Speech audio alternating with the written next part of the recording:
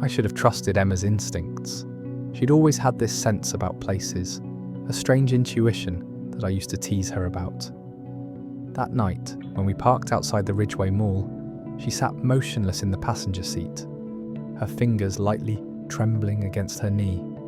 "It doesn't feel right," she said. Her voice wasn't dramatic or paranoid. It was quiet, almost defeated. But I had laughed, said she was being silly, and got out of the car like it was just another Friday night. Looking back now, I hate that laugh more than anything. It was the sound of someone walking straight into hell, blind and grinning. From the outside, Ridgeway looked like it was caught between decades. Its signage was outdated but newly lit, the glass doors clean, but the cement cracked. A red banner flapped limply above the entrance. Ridgeway Mall Grand Reopening. But the parking lot was completely empty, and the building gave off none of the usual noise malls emit, like breathing. Emma hesitated at the threshold. I took her hand, trying to reassure her, and stepped inside. The moment the doors closed behind us, the silence became suffocating. The air inside Ridgeway felt thick, almost oily. No overhead music, no hum of electricity. The fluorescent lights flickered sporadically, revealing store signs that looked warped and out of time. Names like Thread and Bone and Electroglide hung above shops filled with mannequins dressed in outdated yellowing clothes. Some stood in unnatural positions, like they'd been caught mid-movement. The tile floors were clean, but dust hung in the air, and the escalators stood still, their rubber steps glistening with something I couldn't identify. Emma squeezed my hand tighter. "It's like walking into a memory that forgot how to be real," she whispered, and I almost laughed again, but I was already too uneasy to manage it. We walked deeper, thinking maybe we'd taken a wrong turn or arrived too early. But the deeper we went, the less things made sense. The shops repeated. We passed the same food court 3 times, the same flickering menu looping over empty counters. I started noticing subtle changes, mannequins with heads turned when we weren't looking, shopping bags that seemed to shift placement when we blinked. Emma noticed too. Her breathing became shallow, and she started muttering things under her breath. Names, numbers, phrases I couldn't make out. Then the whispers began. At first it sounded like the wind, but wind doesn't speak, and wind certainly doesn't call your name. That's when we saw them. At the end of a corridor stood a small cluster of people, or things that had once been people. A woman in a tattered sundress with a price tag embedded in her cheek, a child dragging a plastic bag filled with something that squirmed, an old man with a cashier's scanner fused to his hand. Their skin looked thin, like it had been stretched too far. They didn't move, not yet, just stared. I pulled Emma behind a display stand and held her as my pulse hammered in my ears. I don't remember how long we stayed hidden, but when we looked again, they were gone. We tried to leave. We ran toward the entrance, but the mall seemed to shift. The hallway stretched, shops rearranged, and the map kiosk showed new, impossible wings we'd never walked through. Every exit led back to the atrium, no matter which turn we took. It was like being inside a living maze that didn't want us to leave. Emma started crying. Not loud sobs, just quiet tears that slid down her face, like she was already mourning something. "They're trapped here," she whispered. "All of them. Customers who never left." I didn't ask how she knew, she just did. The figures began appearing more frequently, always at a distance, always watching. They stood in shop windows, emerged from dressing rooms, peered around corners. One by one, they began to follow. Not quickly, just steady and inevitable. They didn't chase us, they didn't need to. Wherever we went, they were already waiting. I tried everything. We pried open elevator doors only to find black shafts full of tangled wire and rusted cables. The escalators now moved, but only downward, endlessly downward into flickering darkness. The walls began to pulse slightly, as if breathing in sync with some ancient rhythm. We were running out of options when Emma collapsed near a broken photo booth. Her ankle had twisted badly, and blood soaked through her sock. I lifted her. panic and guilt crashing into each other in my chest. That's when they stepped into the open. A wall of them, dozens, maybe more, all silent. Their eyes, if they had eyes, were dull and sunken. Their mouths hung slightly open, not to scream, but as if waiting to consume. They encircled us slowly, and Emma clutched my jacket, her voice firm despite the fear. "You need to go," she said. "It's only after one of us. If you stay, we both die." I shook my head violently, refusing to accept it, but she leaned forward and kissed me, just once. Her lips were cold. "Please," she said, "let this mean something." And before I could stop her, she limped forward, toward them. She screamed, throwing a broken chair to distract them, drawing their gaze, their hunger. I hesitated like an idiot, then finally turned and ran. I didn't even look back. I ran through a corridor that shouldn't have been there, through a glass wall that didn't exist, and when I stumbled out into the night air, Ridgeway was gone. Behind me stood nothing but a crumbling concrete slab and weeds. No mall, no lights, no doors. I collapsed in the parking lot and screamed until my throat bled. Someone must have found me. I woke up in a hospital, and no one believed a word I said. They said Ridgeway burned down years ago, that it was condemned and torn down. But I remember the lights. I remember the mannequins watching. I remember her screams. It's been 5 months. I haven't slept for more than an hour or two at a time since that night. I wake up gasping, sometimes with mall receipts on my chest, printed with lines of code or blank barcodes. Once, I woke up with a shopping bag beside my bed, empty, except for the sound of whispering when I opened it. I know Ridgeway is still out there, in some layer of reality that peels open for the unlucky or the curious. It took her. It let me go, but I don't know why. Maybe it wants me to live with it. Maybe it knows that remembering her suffering is worse than death. All I know is that when the music starts playing at night, some warped jingle from a store that doesn't exist, I close my eyes and try not to listen, but it always ends the same way. Thank you for shopping with us. Come again. And I know one day I will. The fluorescent lights above us flickered with that familiar buzz I'd grown to associate with dying shopping centres. But Westfield Commons had been bustling just an hour ago when Sarah and I first walked through those glass doors. We'd come looking for a birthday gift for her sister, nothing more than a simple afternoon errand that should have taken 30 minutes at most.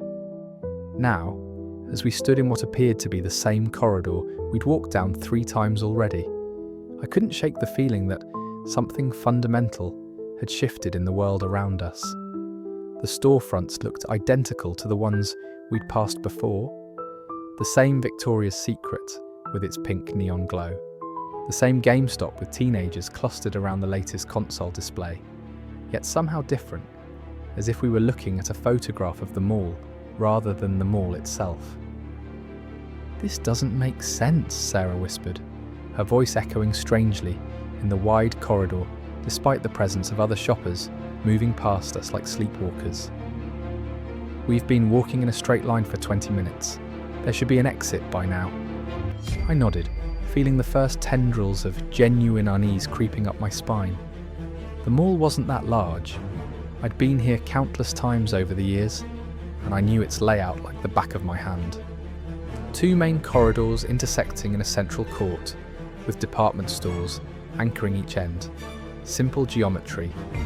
Yet here we were, trapped in what seemed like an endless loop of retail purgatory. Each familiar store somehow mocking us with its persistent presence. The other shoppers moved with a strange, purposeful rhythm, their faces blank and their eyes focused on some distant point we couldn't see. That's when we saw them. They were ourselves, standing near the fountain in the centre court, but wrong in ways that made my stomach lurch with primal terror. The other me stood with a slight hunch to his shoulders, his skin the colour of old newspaper and covered in dark veins that spread like cracks in broken glass.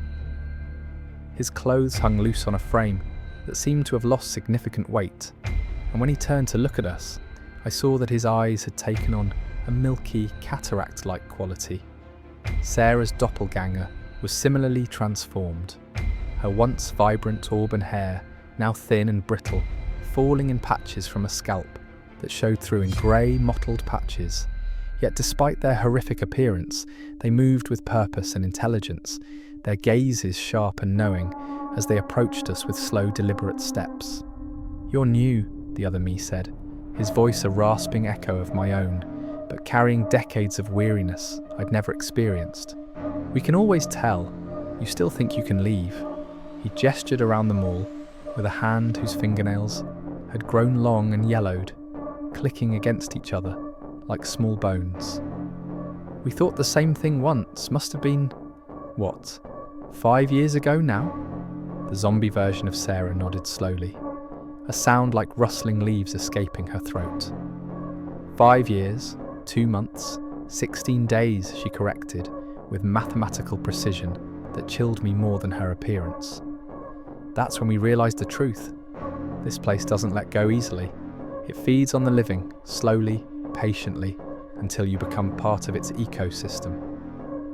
I grabbed Sarah's hand, feeling her fingers cold and trembling against my palm, and we backed away from our horrific doubles. "This isn't real," I said, more to convince myself than them. "This is some kind of hallucination, or a dream, or..." But the zombie me interrupted with a laugh that sounded like gravel being ground underfoot. "Reality is subjective in here," he said, spreading his arms wide to encompass the entire mall around us. "Time moves differently. Space bends back on itself. The mall exists in its own pocket dimension, feeding off the life force of anyone unlucky enough to get truly lost within its walls.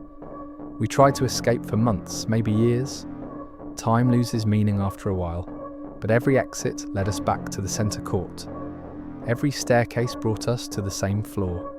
Every parking garage entrance opened onto the same endless corridor of shops."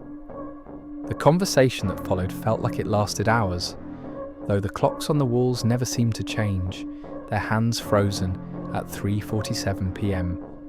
Our zombie selves explained the rules with the patience of tour guides who had given this speech countless times before. The mall fed slowly, they said, drawing life force gradually so its victims wouldn't notice until it was too late. Some people lasted years before the transformation was complete, wandering the corridors in a daze, shopping for things they'd never use, eating at food courts that served the same meal over and over again. Others fought against it and burned out quickly. "The key," Zombie Sarah explained, "is to stop wanting to leave. Stop fighting it. The mall responds to desire, to the desperate need for escape. The more you struggle, the tighter its grip becomes." But even as they spoke, I noticed something that gave me hope. They were trying to help us. Despite everything they claimed about acceptance and surrender, they were actively working against the mall's influence by warning us, by explaining its nature, by trying to prepare us for what was to come. It was then that I realised their true purpose. They were the mall's antibodies, created to process newcomers, to either convert them or guide them through the maze of psychological horror that would break them down gradually. Yet some part of their original humanity remained, fighting against their programming, trying to save the very people they were designed to corrupt. This internal conflict was the key to our escape, the crack in the mall's perfect system that we could exploit. We ran, ignoring their calls for us to wait, to listen, to understand the futility of resistance.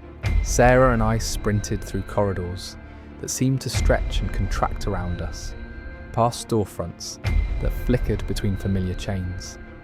The other shoppers turned to watch us pass, their faces uniformly blank, but their eyes tracking our movement with predatory interest. Behind us, I could hear our zombie selves giving chase, not to stop us but to continue their warnings. "You can't fight it forever," the other me called out. "It's already started. Check your reflection. Check your hands. It's already begun." The exit, when we finally found it, appeared suddenly and without warning. A simple glass door marked emergency exit that definitely hadn't been there moments before. We burst through it into the parking lot, gasping the cool evening air like drowning victims breaking the surface of a lake. Sarah collapsed against our car, sobbing with relief, while I fumbled with shaking hands to unlock the doors. The mall behind us looked perfectly normal, as if nothing had happened. We drove home in relative silence, both of us trying to convince ourselves it had been some kind of shared hallucination. It wasn't until 3 days later that I noticed the changes. At first, it was just a slight discoloration under my fingernails, a darkening that I attributed to working in the garden or perhaps poor circulation. But by the end of the week, the darkness had spread to the nail beds themselves, and my skin had taken on a greyish pallor that makeup couldn't quite hide. Sarah noticed it too, though she didn't say anything at first. I could see the fear growing in her eyes every time she looked at me, the way she would unconsciously step back when I reached for her. The transformation was slow but undeniable, my reflection each morning showing more resemblance to that other version of myself we'd encountered in the mall's twisted corridors. Now as I write this account, I can feel the change accelerating. My handwriting has grown shaky, my thoughts sometimes scatter like leaves in a strong wind, and I find myself inexplicably drawn to return to Westfield Commons. Sarah left yesterday, claiming she was visiting her mother, but I know she's not coming back. I don't blame her. The mall may have let us go physically, but it kept something of us behind, and now it's slowly reclaiming what it believes belongs to it. Perhaps tomorrow I'll return to warn the next couple who gets lost in those corridors. Perhaps I'll try to help them escape as my zombie version tried to help me. Or perhaps I'll simply wander those endless hallways, another lost soul in the mall's collection, waiting for time to complete its patient work of transformation. The choice, if it ever was mine to make, feels increasingly distant with each passing hour. The mall remembers everyone who enters, and eventually, everyone remembers the mall. The security job at Millbrook Plaza was supposed to be easy money, 12 hours of walking empty corridors, checking locks, and watching surveillance monitors while Lisa finished her nursing degree. We'd been together for 3 years, and she'd gotten tired of me coming home exhausted from construction work, complaining about my aching back and the foreman's constant threats about layoffs. "Night security is perfect," she'd said, curling up against me on our couch. What the mall management certainly didn't advertise in their job posting was that Millbrook Plaza had been built on the site of the old Riverside Orphanage, where 43 children had died in a fire back in 1952. The first few weeks were uneventful enough that I began to think the local folklore was just stories meant to spook newcomers.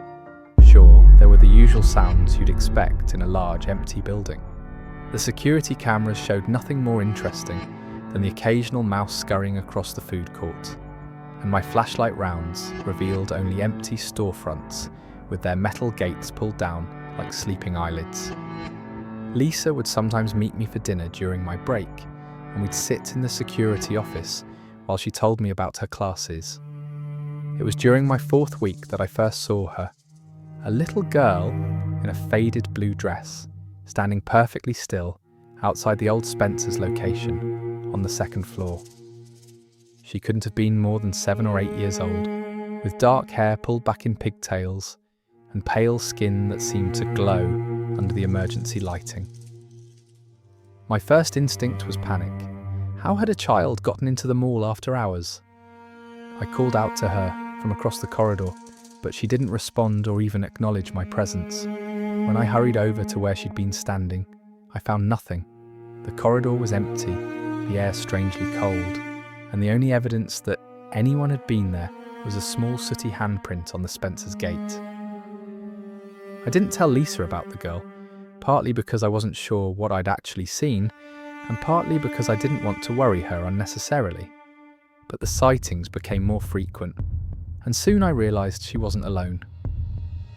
There were other children now, a boy in short pants and suspenders who liked to peek around the corner near the GameStop.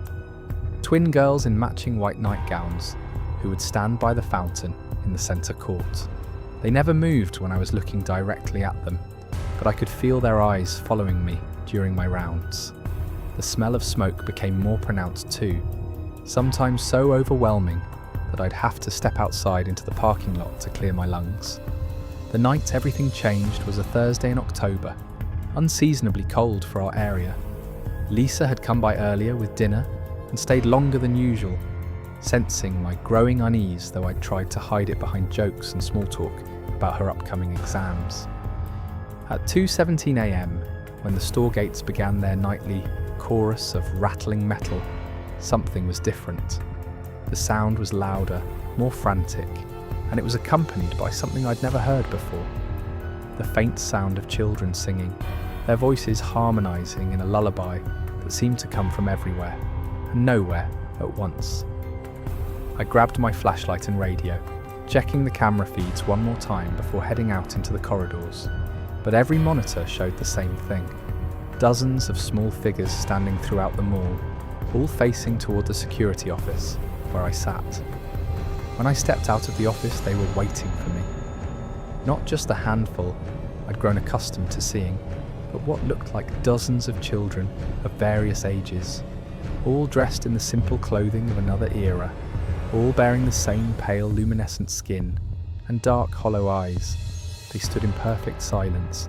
The little girl in the blue dress stepped forward and extended her hand toward me, her mouth moving as if she was speaking, though no sound emerged. Behind her, the other children began to move in unison, not walking, but gliding, their feet not quite touching the polished floor as they flowed like water toward the abandoned store. The smell of smoke grew overwhelming, and I could hear the distant sound of crackling flames, though I saw no fire. I followed them, though every rational part of my mind screamed at me to run. The abandoned Anchor store's metal gate had been rolled up, though I knew it had been locked during my earlier round. Inside, the space had been transformed.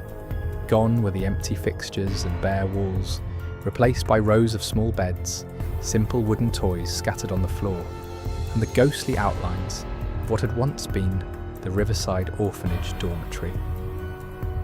The children moved to their beds with the practiced ease of a nightly routine, all except the girl in blue, who remained standing by what looked like a window that showed not the mall's parking lot, but a view of rolling fields and a river. She turned to look at me one final time, her mouth forming words I finally understood. Tell them we're still here. Tell them we remember the fire. When the police found me the next morning, I was unconscious on the floor of the security office, the cameras showing nothing but empty corridors, and me collapsing at my desk, sometime around 3 a.m. Lisa held my hand in the hospital while I tried to explain what had happened, but the words sounded insane even to me. The mall management offered me a transfer to day shift, but I declined. Some experiences change you in ways that make returning impossible.